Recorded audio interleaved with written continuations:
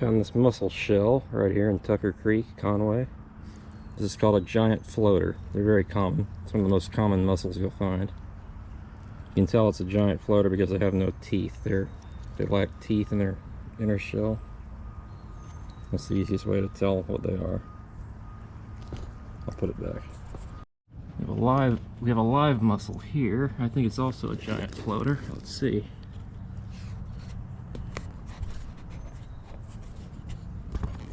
Let's film it.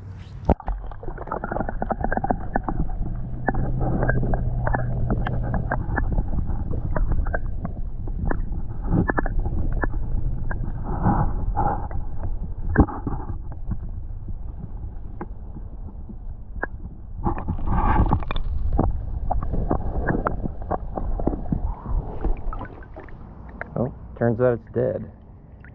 But it is a giant floater. This is another giant floater mussel I just found, washed down. I thought it was alive for a second, but they get very large, even bigger than this. And they don't live very long. They grow fast and they die young.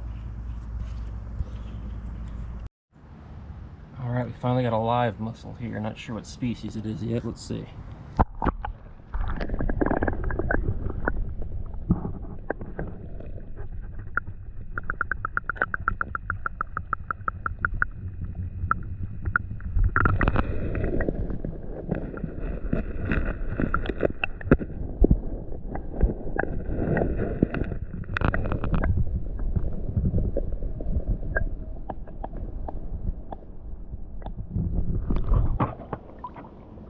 Oh, it's pretty. That's a yellow sand shell. Lampsilis teres. I'm not sure how to pronounce that, but this is a Lampsilis. Yellow sand shell. Look at that. Probably female by the looks, but it's hard to tell for me. They're pretty common too in these rivers and streams in Arkansas. They're not in any threat of extinction at the moment, but you never know. Alright, found this yellow sand shell. Let's go ahead and put it back in the water where it was exactly.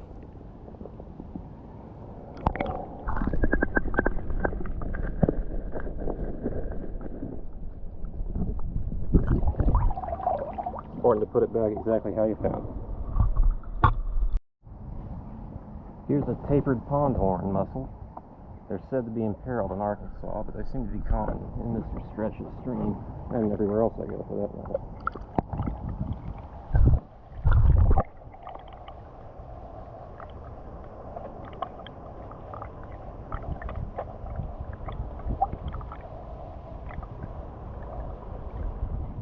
We'll leave that there. Alright, it's the end of the line up here.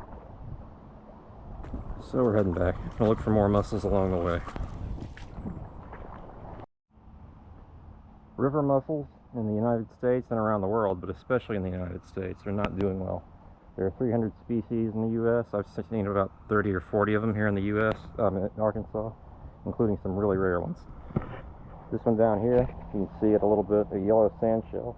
They're pretty common for now, but someday this area will be developed and the stream will be polluted or get warmer or more turbid, and it won't be conducive to these things living here anymore. And it's happening across their range. 100 years from now, what's the world going to look like? Most people don't care about these, but they're pretty cool if you give them a second look.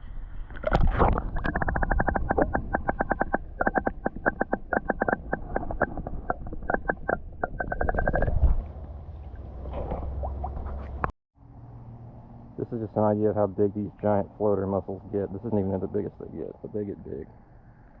Really big. They have that recurved beak and no teeth on the inside of the hinge. That's a good way to distinguish them.